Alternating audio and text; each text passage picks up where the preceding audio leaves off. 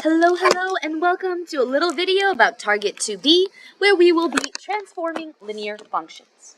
To start off, let's practice graphing just linear functions from their equations. So here we have f of x equals 2x minus 6. Negative 6 is our y-intercept, so I'm going to start by drawing a dot on negative 6. 2 is our slope. Now our slope, remember that 2 is actually 2 over 1, which means up 2 to the right 1. Up 2 to the right 1.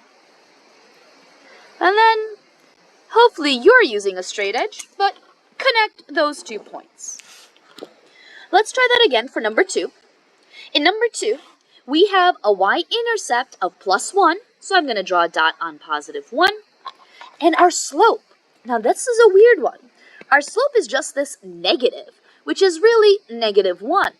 Now remember, negative 1 is negative 1 over 1, which means down 1 to the right 1.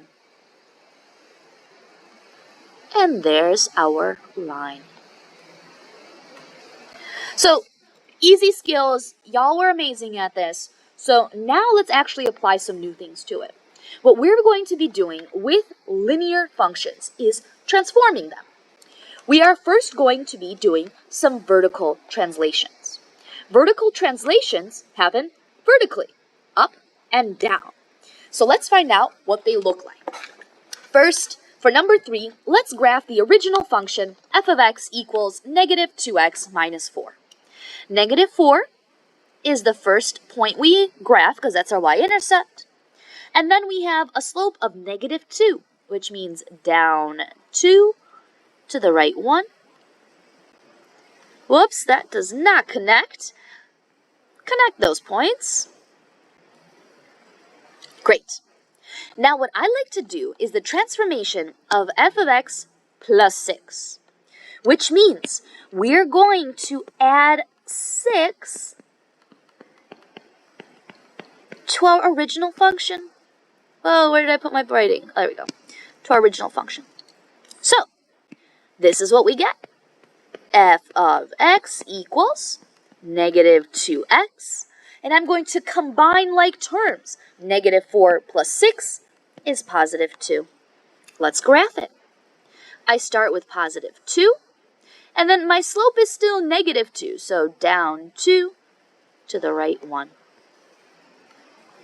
And we get this nice parallel line above our original. Adding makes us go up. Okay, so whenever you see an f of x plus something, that means you're moving up.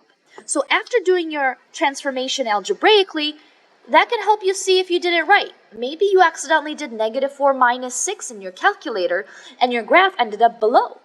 Well, then you would know you did something wrong because you needed to go up.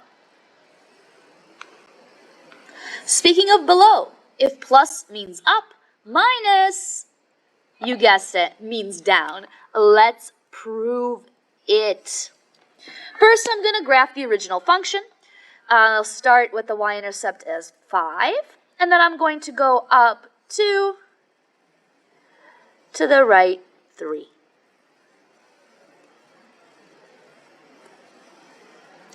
Okay, now let's apply the minus 2. So we're going to have f of x equals 2/3 x plus 5 minus 2. So we end up with f of x equals 2 over 3x plus 3, because 5 minus 2 is 3. Let's graph it. I'm going to put a dot on positive 3, and then I'll follow the same slope because I didn't change. Up 2 to the right 3. And hopefully you can see how we went down on this graph. Beautiful. Let's talk about another type of transformation. The other type of transformation is called a dilation. You may also hear it called a stretch. But first, let's graph our original before we talk about it. Our original starts at positive 2 and has a slope of negative 3, which means I go down 3 to the right once, and we connect those. All right, wonderful. Now, when we're dilating, we're multiplying. So I'm going to multiply every number in f of x by 2, which means I'm going to multiply -3 and +2 by 2. Let's see the function we get. F of x equals -3 times 2 is -6, and +2 times +2 is 4. Now, these dilations will cross over each other. So let's start. It's going to look a little messy, but hang in there. We start at 4, and then we go down 1, 2, 3, 4, and 5, 6, and to the right once. And we have kind of like a little X of the two graphs crossing each other. Hopefully you can see that the graph became steeper. It became way more downhill. That's what a dilation or a stretch will do. Let's try that one more time, but add a little bit of spice. We're going to do a reflection as well as a dilation. And that comes from the negative that I'm going to use to multiply. First, let's graph the original function. I start at -3, and my slope is that invisible +1, so up 1 to the right 1.